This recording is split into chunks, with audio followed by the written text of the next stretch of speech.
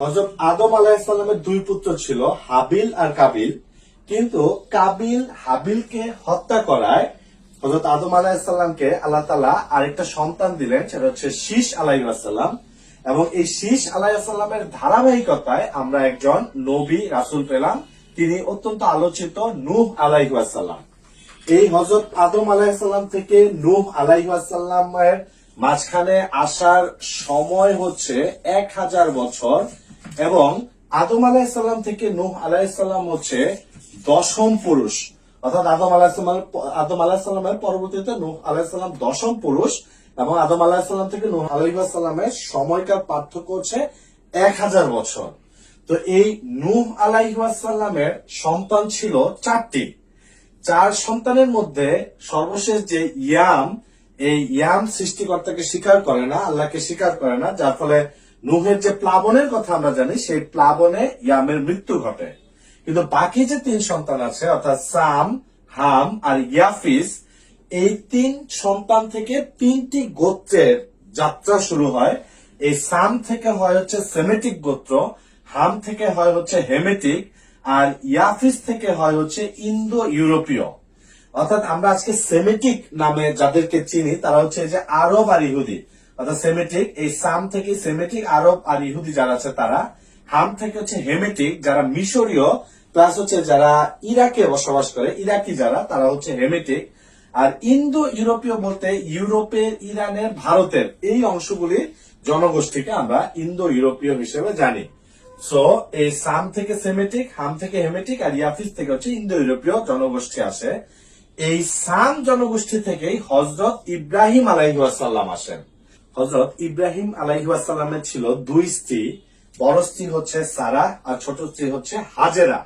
এই সারাহ এর ঘরে আসে হচ্ছে ইয়াকুব আলাইহিস সালাম, আর হাজেরার সন্তান হচ্ছে ইসমাইল আলাইহিস সালাম।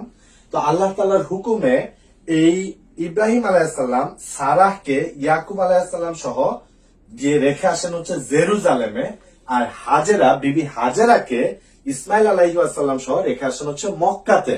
অর্থাৎ ইব্রাহিম আলাইহিস সালামের বংশধর থেকে যে পরবর্তীতে 2টি ধারার সূত্রপাত হয়, তার একটি হয় জেরুজালেম থেকে, আরেকটি হয় মক্কা থেকে। তো এই মক্কাতে ইসমাইল আলাইহিস সালামের পরে খুব বেশি নবী রাসূল আসেননি। একেবারে শেষ সময়ে আমরা পাই হযরত মুহাম্মদ সাল্লাল্লাহু আলাইহি ওয়াসাল্লামকে।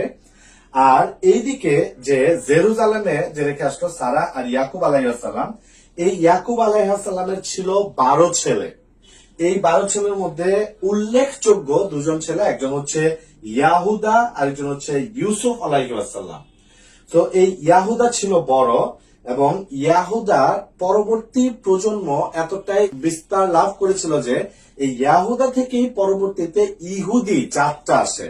অর্থাৎ ইহুদি নামটা আসে হচ্ছে ইয়াহুদা থেকে, আর তার পরবর্তীতে বংশধররাই কিন্তু ইহুদি নামে পরিচিতি লাভ করে। আরেকটা বিষয় জানিয়ে রাখি যে ইয়াকুব আলাইহিস সালামের কিন্তু আরেকটা নাম ছিল, সেটা হচ্ছে ইসরায়েল। ইয়াকুব আলাইহিস সালামের আরেকটা নাম হচ্ছে ইসরায়েল। আজকের দিনে যে রাষ্ট্র ইসরায়েল, এটা কিন্তু এই ইয়াকুব আলাইহিস সালামের ইসরায়েল নাম থেকে নেওয়া। এবং উনার যে বংশধর আছে, অর্থাৎ ইয়াকুব আলাইহিস সালামের পরবর্তী যে বংশধর, তারাই কিন্তু ইতিহাসে বনি ইসরায়েল নামে পরিচিত। যে বনি ইসরায়েল নিয়ে পবিত্র কোরআন শরীফে একটি সূরাই আছে। তো এই যে ইয়াহুদা, এই ইয়াহুদা থেকে ইহুদি জাত আসে। এটা কিন্তু ইহুদি জাত, ইহুদি ধর্ম না। ইহুদি ধর্মের ব্যাপারটা আরো পরে আসে। ইহুদি ধর্মের ব্যাপারটা বুঝতে হলে আমাদেরকে ইউসুফ আলাইহিস সালামের ঘটনাটা জানতে হবে।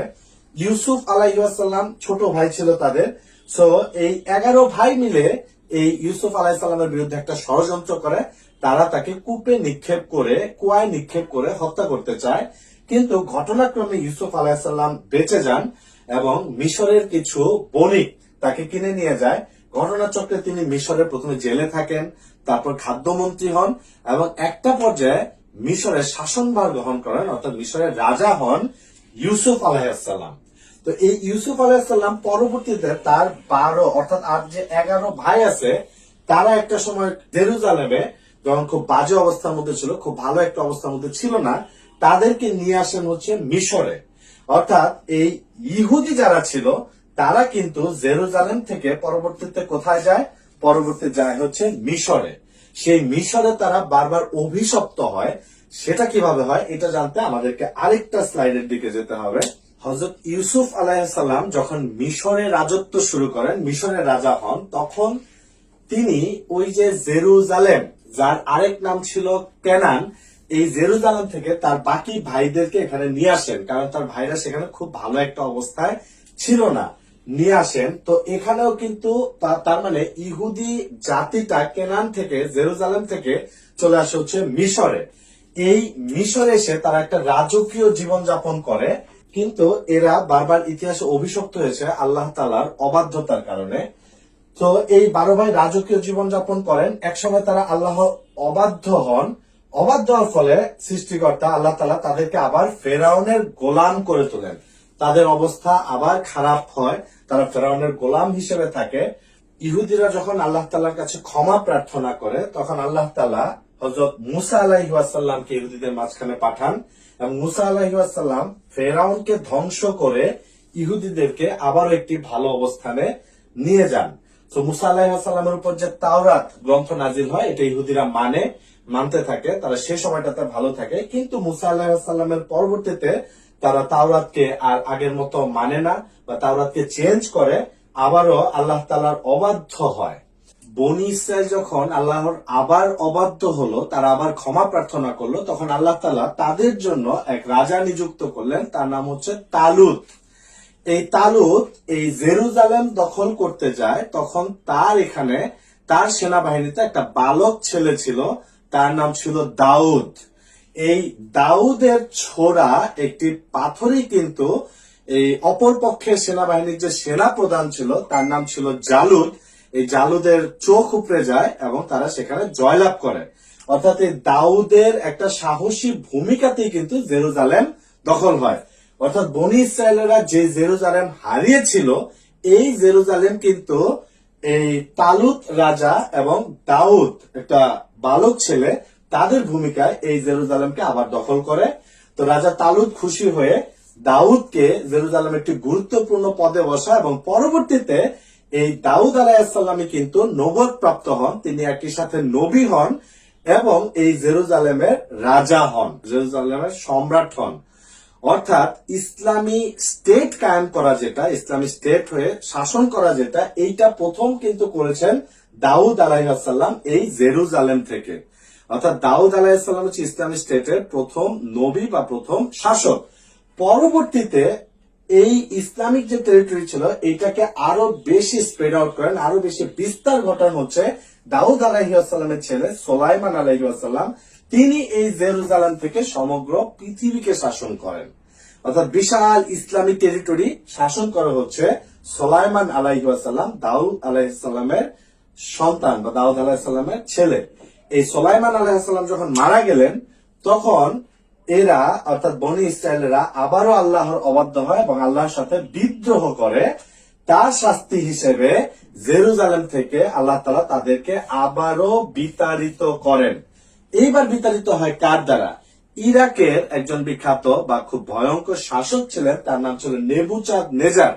এই নেবুচাঁদ নেজার এসে এই জেরুজালেমে অ্যাটাক করে, নির্বিচারে বনি ইসরায়েলীদেরকে হত্যা করে এবং তাদের যে উপাসনালয় সেগুলোকে ধ্বংস করে, জেরুজালেম থেকে বিতাড়িত করে হচ্ছে এই বনি ইসরায়েলীদেরকে নেবুচাঁদ নেজার, এবং তাদের বনি ইসরায়েলীদেরকে তার দাস বানায় এই নেবুচাঁদ নেজার।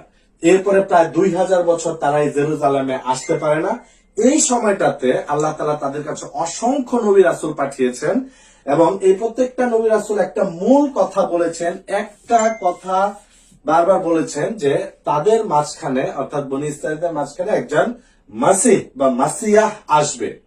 সো এই যে যখন বললো মাসিহ বা মাসিহ আসবে, এই মাসিয়া যখন পরবর্তীতে ঈসা আলাইহিস সালাম আসলেন, তখন এই বনি ইসরায়েলেরা বা ইহুদিরা ঈসা আলাইহিস সালামকে মানলো না। তারা বলল যে ঈসা কিভাবে এই মসিহ বা মাসিয়া হয়, কারণ ঈসা তো জারদ সন্তান, তার মা তো ছিল ব্যভিচারিণী, তাহলে ওই একটা জারদ সন্তান কিভাবে মাসিহ বা মাসিয়া হয়। তারা অপবাদ দিল হচ্ছে ঈসা আলাইহিস সালামকে, এবং তারা ক্রুশে বিদ্ধ করে হত্যা করলো। অর্থাৎ ঈসা আলাইহিস সালামকে যে হত্যা করা, এটা কিন্তু ইহুদিরাই করেছে। তো যারা হত্যা করলো, যারা খুশি ছিল সেই হত্যায়, ওই সময় থেকে দুইটা গ্রুপ হয়। যারা হত্যা করলো, যারা খুশি ছিল এই হত্যায়, তারাই হয় ইহুদি, আর যারা ঈসা আলাইহিসসালামকে নবী হিসেবে মেনে নিয়েছিল, এই মাসিহ বা মাসিহা হিসেবে মেনে নিয়েছিল, এই হত্যায় যারা ব্যথিত হয় তারাই হয় নাসারা বা খ্রিস্টান। অর্থাৎ সেই সময় থেকে দুইটা ধারা সূত্রপাত, একটা হচ্ছে ইহুদি আর একটা হচ্ছে খ্রিস্টান। এই ইহুদি, খ্রিস্টান এবং মুসলিম তিনটা ধর্মের একটা জায়গায় মিল আছে। তিনটা ধর্মই বিশ্বাস করে একজন মাসিহ বা মসিহ আসবেন, যিনি আবার জেরুজালেম থেকে সমগ্র পৃথিবীকে শাসন করবেন। এখন খ্রিস্টানরা এই যে মাসিহ আসবেন, এই খ্রিস্টানরা জানে যে ঈসা আলাইহিসসালাম আবার আসবেন, তিনি জেরুজালেম থেকে সমগ্র পৃথিবীকে শাসন করবেন। আমরা মুসলমানেরও জানি, পবিত্র কোরআনে আল্লাহ তাআলা ঘোষণা করেছেন যে, যেটা আমরা দেখেছি যে ঈসা আলাইহিসসালামকে ক্রুশবিদ্ধ হত্যা করা হয়, কিন্তু আল্লাহ তাআলা কোরআনে ঘোষণা দিলেন ওনাকে হত্যা করেন না, ওনাকে তিনি তুলে নিয়ে গেছেন। এই ঈসা আলাইহিসসালাম আবারও আসবে এবং ইমাম মাহদির সাথে একত্রিত হয়ে এই জেরুজালেম থেকে আবার সমগ্র পৃথিবীকে তারা শাসন করবে। খ্রিস্টান এবং মুসলমান তারাও বিশ্বাস করে যে এই জেরুজালেম থেকে আবার পুরো পৃথিবী শাসিত হবে।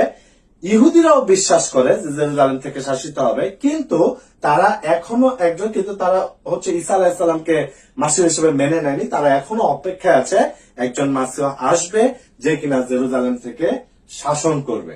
তাহলে ইহুদিদের ইতিহাস, যদি ইহুদি কারা বা ইহুদি জাত বা ইহুদি ধর্মের মূল কথা যদি আমরা দেখতে যাই, তাহলে এই যে এর আগে আমরা যেটা দেখেছিলাম যে ইয়াকুব আলাইহিসসালামের ছেলে ইয়াহুদা থেকে যে বংশধারা সৃষ্টি হয়, সেখান থেকে হচ্ছে ইহুদিরা আসে এবং পরবর্তীতে হযরত মুসা আলাইহিসসালামের উপর যখন তাওরাত গ্রন্থ নাজিল হয়, সেখান থেকে ইহুদি ধর্মের সূত্রপাত হয়, যারাই কিন্তু আবার ইতিহাসে বনি ইসরায়েল নামে পরিচিত। তো তিনটা ধর্মের মধ্যেই একটা কমন মিল, তিনটা ধর্ম হচ্ছে একত্ববাদী ধর্ম, একজন সৃষ্টিকর্তাকে স্বীকার করে নেয় এবং তিনটা ধর্মেরই উৎস বা মূল হিসেবে কিন্তু হযরত ইব্রাহিম আলাইহিসসালামকে আদি পিতা হিসেবে মেনে নেওয়া হয়।